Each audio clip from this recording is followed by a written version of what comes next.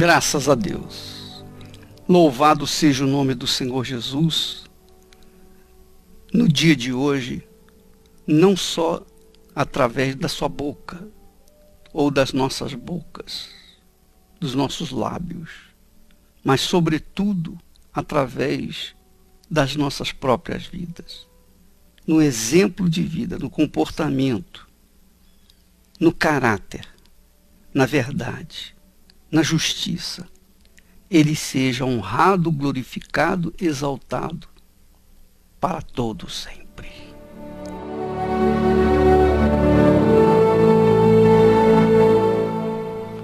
Graças a Deus. Minha amiga, meu amigo ouvinte, nós falamos a respeito da fé, a fé que transforma a vida das pessoas, a fé que funciona, a fé que traz resultado, a fé que não decepciona, que não frustra os nossos projetos pessoais.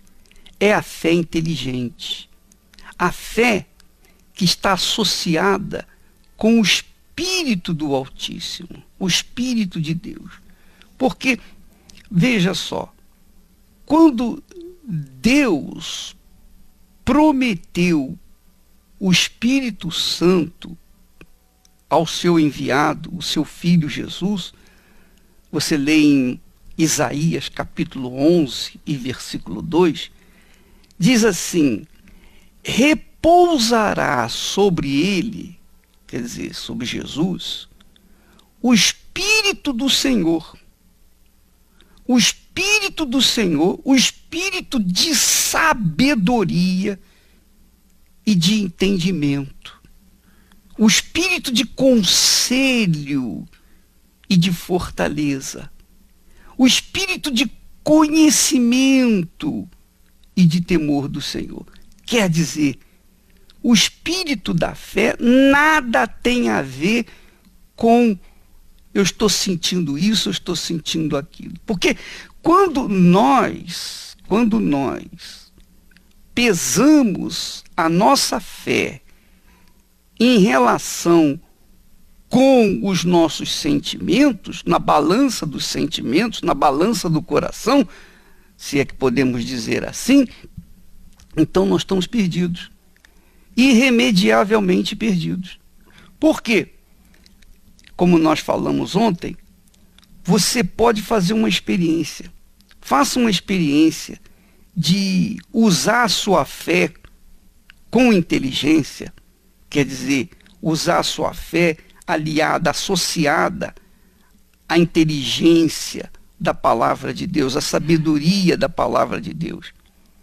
Então você vai descobrir, se você usar pelo menos um dia, você vai descobrir uma nova vida, você vai descobrir um novo horizonte.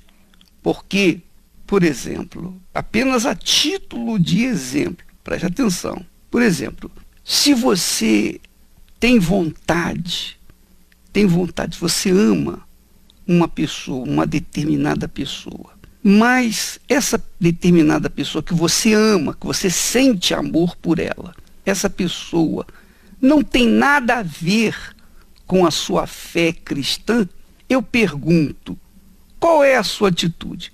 Você vai em frente com esse amor e casa com ela? Ou você interrompe, bloqueia esse sentimento? Você contraria o seu coração e, de acordo com a sua inteligência, você diz, não, essa não é a pessoa para mim. Eu a amo, porém, ela não está de acordo com a palavra de Deus. Porque a palavra de Deus diz que nós não devemos nos associar com as trevas, ou com os filhos das trevas. Então, não vem com aquela conversa, mas depois eu vou convertê-lo. Converter nada. Que isso?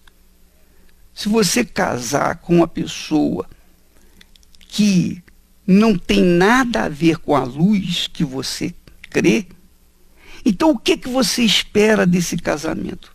Como vai combinar a luz com as trevas? Quer dizer, você está usando a razão, você está usando a inteligência. Você está usando a inteligência porque você está pesando, você está avaliando. Espera aí, eu amo essa pessoa, eu a amo de todo o meu coração, mas por conta da nossa fé ser distinta, ele segue os pensamentos dele e eu sigo os meus pensamentos de acordo com a palavra de Deus, então eu não posso de forma nenhuma me render a esse sentimento. Eu não posso esperar que Deus venha abençoar o meu casamento se eu faço um casamento com as trevas. Se eu tento me unir com as trevas, com uma pessoa que não tem nada da luz. Ora, minha amiga, é isso que diz a palavra de Deus, que nós não devemos nos associar com aqueles que são das trevas, porque não há comunhão entre a luz e as trevas. Como uma pessoa cheia do Espírito Santo vai casar com uma pessoa cheia de demônios? Como é que você acha que vai acontecer? O casamento vai ser um desastre. E se nascer filhos, esses filhos vão sofrer as consequências desse desastre. Então, você está usando a sua inteligência. Agora, se você diz assim, não, eu quero casar com ele porque eu amo e eu gosto, não tem nada a ver a minha fé com a minha visão, esse meu entendimento, o meu amor, Deus é amor, eu vou me casar com ele. Então, você está contrariando a palavra de Deus, consequentemente você vai colher os frutos disso. E, obviamente, está contrariando a sua própria fé, porque você diz que crê na palavra de Deus. Se você crê na palavra de Deus, você tem que obedecê-la, você tem que segui-la. Eu lembro que uma determinada ocasião na minha vida, eu estava namorando uma jovem e cheguei até mesmo ao ponto de ficar noivo dela. Mas, dentro de mim, não havia convicção, não havia certeza. Não havia absoluta certeza. Sabe? Porque o amor vem da fé. O verdadeiro amor vem da fé. Então, o que aconteceu? Por falta daquela convicção pessoal, o meu amor por ela estava relativo. Era, mas não era 100%. Por quê? Porque não estava apoiado na fé. O meu amor não estava apoiado na fé. O meu amor estava apoiado na emoção. O meu amor estava apoiado no desejo de casar. A vontade de casar. A vontade de sair daquela vida de solteira. Ora, minha amiga, meu amigo ouvinte, mas porque eu temia a Deus, porque eu era já batizado com o Espírito Santo, eu temia a Deus, eu disse, meu Deus, eu quero que o Senhor faça a tua vontade. Eu quero me casar com a pessoa que vem de ti, porque está escrito que aquele que acha uma esposa alcançou o favor de Deus. E eu não sei se eu achei a esposa.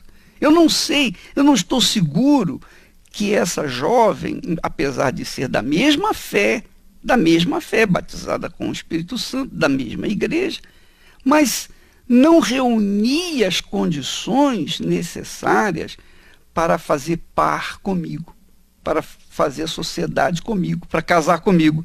Não que ela fosse ou tivesse alguma coisa errada, nada disso. É que não havia compatibilidade entre nós dois. Só isso. E não havendo compatibilidade, embora houvesse fé, embora o Espírito Santo, nós tivéssemos o Espírito Santo, ainda assim não havia compatibilidade. Então, eu falei, meu Deus, que seja feita a tua vontade. E então, Deus me removeu da vida dela e a removeu da minha vida. E nós encontramos a pessoa certa para a nossa vida. Assim como ela encontrou para a vida dela, eu também encontrei para a minha. Graças a Deus somos felizes. Mas por quê? Porque houve uma obediência à fé, a fé inteligente. Eu não usei a minha fé para impor a minha vontade para Deus, que é o que acontece por aí. Às vezes a pessoa quer impor a sua vontade através da sua fé. E não é assim. Se eu tenho fé na palavra de Deus, eu tenho que obedecê-la. Se eu tenho fé em Jesus, eu tenho que fazer. Ele é o meu Senhor, é a vontade dele que tem que prevalecer na minha vida, e não a minha. Agora, se eu digo que Jesus é o meu Senhor, mas quero impor a minha vontade, é claro que eu estou demonstrando, provando para mim mesmo e para Deus que ele não é o meu Senhor. Porque quando nós o servimos, quando nós fazemos dele o Senhor da nossa vida, então a vontade dele é soberana, não a nossa vontade. E é isso que nós tratamos de fé inteligente. A fé inteligente faz associar justamente o serviço que nós prestamos ao nosso Senhor por conta da nossa fé. Não, isso aqui é o que eu gostaria de fazer, mas a minha fé diz, não, isso aí não é a vontade de Deus, do seu Senhor. Então, mesmo não gostando, eu vou optar por obedecer a palavra de Deus, por seguir a palavra de Deus, mesmo não estando de acordo com o meu coração. Entendeu, minha amiga, meu amigo ouvinte? É isso que nós estamos falando. Então você verifica, por exemplo, quantas pessoas vivem na base daquele sentimento. Ah, eu estou sentindo isso, eu estou sentindo aquilo. Eu não estou sentindo que isso é de Deus.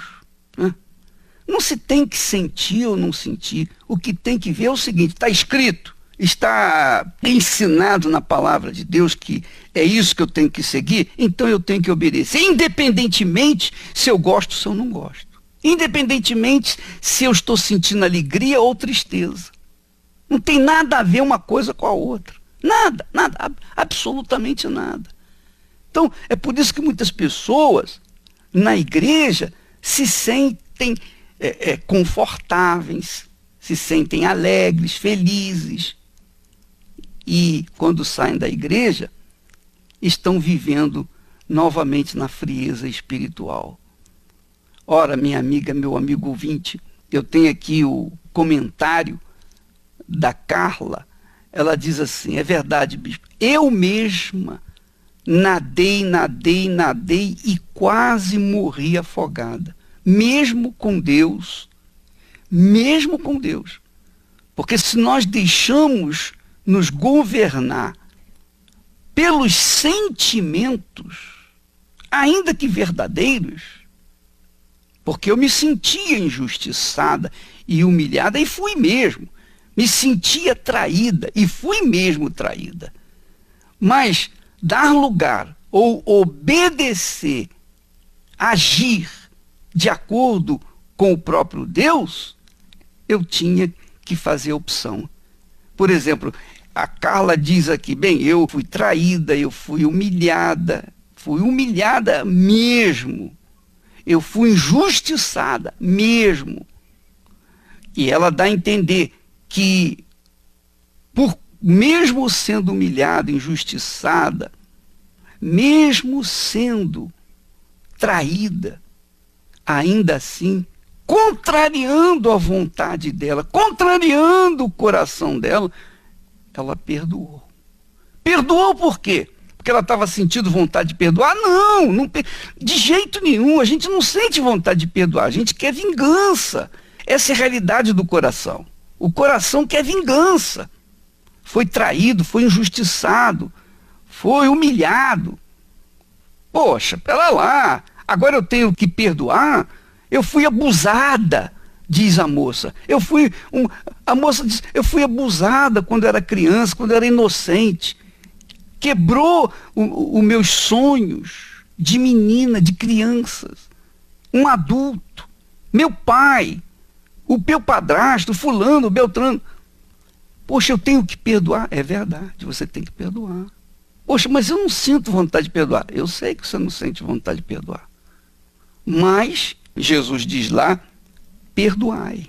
Porque se nós não perdoamos, tampouco seremos perdoados. Que na realidade, o conselho de Jesus é muito, muito importante, porque quando nós perdoamos, nós nos livramos daquele peso, daquele ódio, daquela mágoa. Somos nós que somos beneficiados quando perdoamos. Quer dizer, quando a gente tem uma fé inteligente, a gente se beneficia dessa fé. Mas quando a gente tem uma fé emotiva, é claro que a gente não obedece à palavra de Deus. A gente obedece os nossos instintos. A gente obedece o nosso sentimento. Não tem jeito. Ela diz assim, ó, bispo, eu pratiquei a palavra de Deus. E graças a Deus, eu quase morri na praia. Mas eu não morri. Eu fiquei firme e hoje estou salva. Ora, minha amiga, meu amigo, você vê aí muita gente, mas muita gente mesmo. A maioria dos crentes fracassados estão por aí pelas ruas, pastores, enfim, um monte de gente que diz que crê em Jesus, que diz que crê na Bíblia, está fracassado. E eu não falo fracassado, não é do ponto de vista profissional. Eu falo fracassado na fé. Está caído na fé, está fraco, está debilitado, está morno na fé, que é pior do que frio. Porque quando a pessoa é fria, ela está, então, envolvida com aquele sentimento, ela se sente gelada. Então é mais fácil reconduzi-la à quentura do que ela morna. Quando a pessoa é morna na fé, no meio dos incrédulos, ela se sente quente, aquecida na fé. Mas no meio dos crentes, da fé na igreja, ela se sente fria. Esse é o problema. De um lado ela fica fria quando está na igreja, do outro lado ela se sente quente quando está no meio dos incrédulos, porque é como se ela fosse uma fagulhazinha de luz no meio de tantas trevas. Então, o que acontece é isso, não podemos deixar que os nossos sentimentos venham governar a nossa fé. Que a nossa fé não seja governada, em outras palavras, pelos sentimentos. Os sentimentos nós temos que separar uma coisa da outra. Uma coisa são os sentimentos, outra coisa é a fé. E é isso que você tem que entender, minha amiga e meu amigo ouvinte. Do contrário, a sua fé nunca vai lhe trazer benefício, a sua fé nunca vai lhe salvar. Você vai se perder, você vai perder a sua alma. Essa é a realidade, você vai perder a sua salvação. Porque o coração é um antro, é um poço de perdição, de corrupção, de sentimento. E a gente tem que tomar cuidado, estar sempre vigilante, para não deixar que os sentimentos venham abafar a nossa fé, que é a luz, que é o nosso termômetro, é o nosso relacionamento com Deus. Essa é a realidade, minha amiga, meu amigo. Ainda que o nosso coração sinta isso, aquilo outro, nós vamos em frente seguindo, obedecendo a palavra de Deus, porque tudo passa, os sentimentos passam, mas a palavra de Deus jamais passará.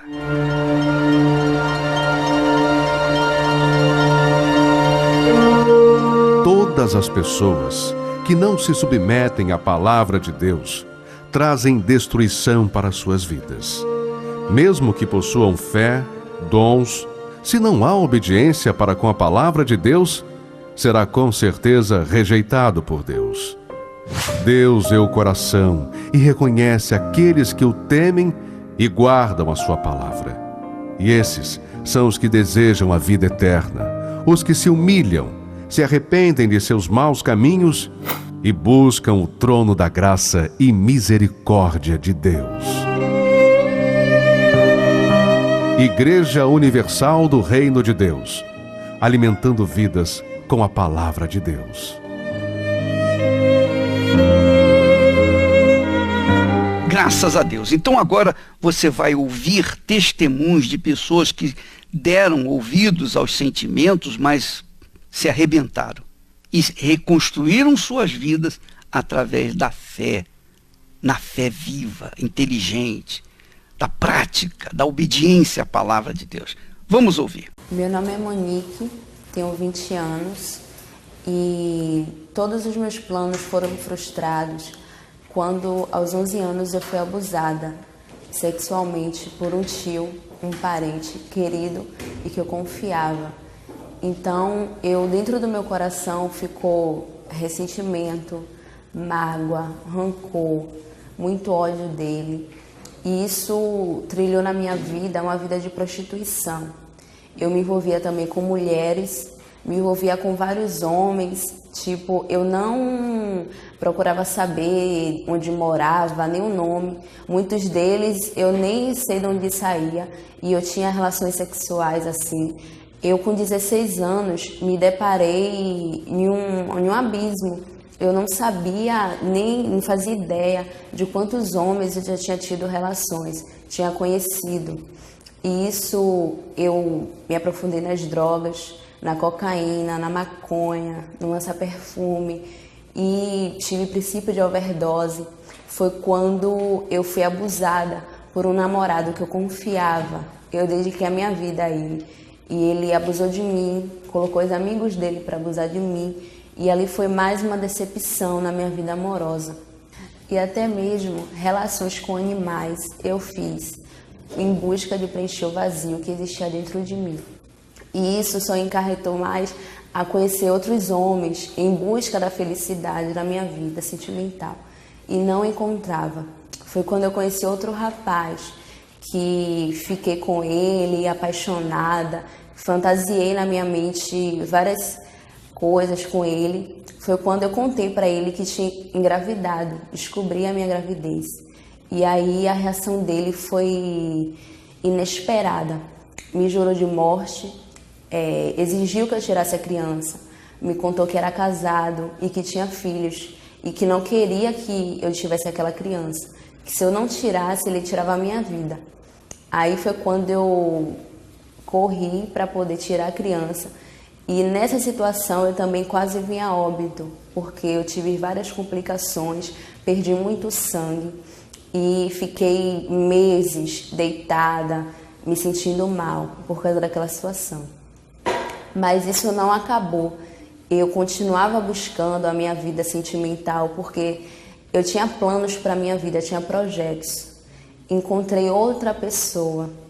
Com pouco tempo eu engravidei novamente dessa pessoa e ele simplesmente disse para mim que não era dele, que não ia registrar, que era para eu me virar.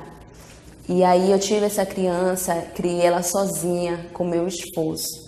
Mas a todo tempo eu sofria na minha vida sentimental, eu não conseguia ser feliz com ninguém. Eu planejava algo com alguém, com algum rapaz, tinha sentimentos, mas não durava.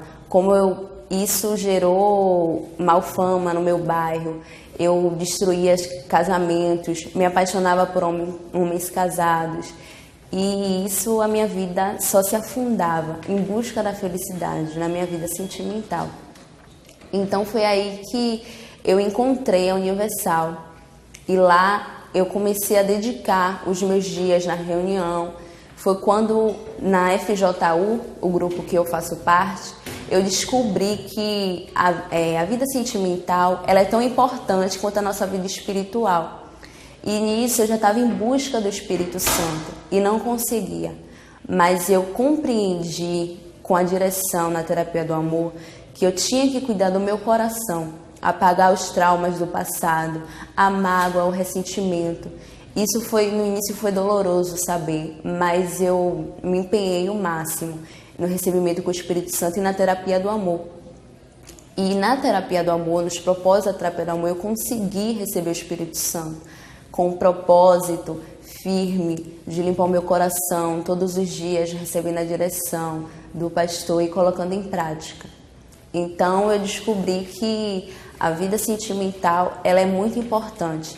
Hoje eu estou só, mas sou feliz na minha vida sentimental. Eu não tenho aquele vazio, aquela depressão, aquela angústia de estar só, que eu precisava ter alguém do meu lado para ser feliz. Hoje eu não tenho mais isso. Hoje eu sei que no momento certo, com a pessoa certa, eu vou ser feliz. Nós nos casamos e já vínhamos de famílias, né, destruídas, tanto da parte dele quanto da minha. Nós tínhamos um namoro muito turbulento, muitas brigas, traições. Então a gente achou que casar seria a solução. Um erro, né? Levamos todos aqueles problemas para o casamento e seguiu o quê? Ele, por saber que eu havia traído, se envolveu com uma outra pessoa, e isso logo no início de casamento. Então, aí foi uma destruição. Chegou um momento que ela pegou as coisas dela, arrumou tudo e falou, tô indo embora. Esse para mim foi o pior momento, que eu vi que quando eu casei, eu fiz dela um troféu. Então eu falei, não, agora é minha, não é mais de ninguém, é minha. Só que eu não cuidei, né? Então aquele momento que ela falou, eu tô indo embora, aí eu me deparei com a realidade. Foi esse momento que foi marcante. O que você fez a partir daí, quando você teve aquele choque, né? Aquele alarme que te despertou? Na verdade, assim, a primeira semana eu falei para ela, não, eu vou mudar. Eu fiz uma promessa que eu não cumpri. Passou a primeira semana, ótimo, eu cuidando dela, chegando no mesmo horário, tudo certinho. Só a primeira semana. As outras semanas já comecei a fazer tudo a mesma coisa. Foi aí onde ela procurou ajuda. Aí na terapia, que tipo de ajuda você recebeu? Como que começou a mudar as coisas? Eu já conhecia por falar. Aí foi quando eu decidi, eu falei, não, eu preciso de ajuda, porque eu me casei na intenção de viver a minha vida toda. Um casamento vai ser para a vida toda. E eu me deparei com uma situação que eu não sabia o que fazer. Aí eu cheguei primeiro à terapia e comecei a colocar em prática tudo aquilo que eu ouvia. E através disso, mudando, foi que ele começou a ver a minha mudança. Notando a mudança, ele quis também. Foi onde ele deu o primeiro passo e viemos os dois lutar pelo nosso casamento. Quanto tempo demorou para ele vir? Olha, eu acredito que mais ou menos assim, em cerca de uns 6, 7 meses. E aí quando você veio, quais as mudanças que você percebeu em você? Olha, eu via muita diferença assim, porque a minha família nunca teve um casamento assim feliz. A dela também é a mesma coisa. Quando eu cheguei na terapia, eu vi a mudança através de testemunhos. E eu olhava e falava, poxa, aconteceu com aquela pessoa. Por que aquela pessoa é feliz com ela e isso não acontece na minha vida? Aí eu comecei a colocar em prática tudo que eu ouvia. Tudo que eu ouvia eu comecei a colocar em prática. E aí começou a acontecer na minha vida também. A cada dia tem melhorado mais. Hoje nós passamos assim 24 horas juntos. Nós trabalhamos juntos, nós estamos juntos todo o tempo. Ele sai um pouquinho, a gente já sente saudade, a gente se fala. Quando chega tem aquele recebe bem. Ai, amor, você demorou, que saudade. A gente está o tempo todo junto e hoje a gente vive aquilo que nós não vivíamos no início e procurando melhorar a cada dia mais. Continua investindo na terapia? Sim, a gente sempre tem colocado em prática tudo o que Mas tem por ouvido. que vocês continuam investindo se já resolveu o problema? Porque a gente não pode parar, a gente tem que estar cada dia melhor. Então, a cada dia a gente procura estar sempre melhor um com o outro, porque a gente não pode deixar que o casamento vire uma rotina, que vire assim, tá bom, eu vou relaxar. Não, a gente tem que estar cada dia lutando para ser cada dia melhor. E isso assim, a gente tem investido a cada dia. Graças a Deus, minha amiga, meu amigo ouvinte, como você viu, os testemunhos aí de pessoas que usaram a fé inteligente, que praticaram, que obedeceram o conselho de Deus, o pensamento de Deus, e deu certo. E é isso que vai acontecer, e tem que acontecer com as pessoas que deixam de seguir uma fé emotiva para seguir uma fé inteligente, que é a razão da reunião que nós temos todas as quintas-feiras, né? Nós temos a terapia do amor, tratamento para a alma, tratamento para os sentimentos fracassados. Todas as quintas-feiras, às 8 da noite, aqui no Templo do Salomão, com o Bispo Renato Cardoso e também a Cristiane. Tá bom? Nós ficamos por aqui e amanhã estaremos de volta nesse horário e nesta emissora. Deus abençoe em nome do Senhor Jesus.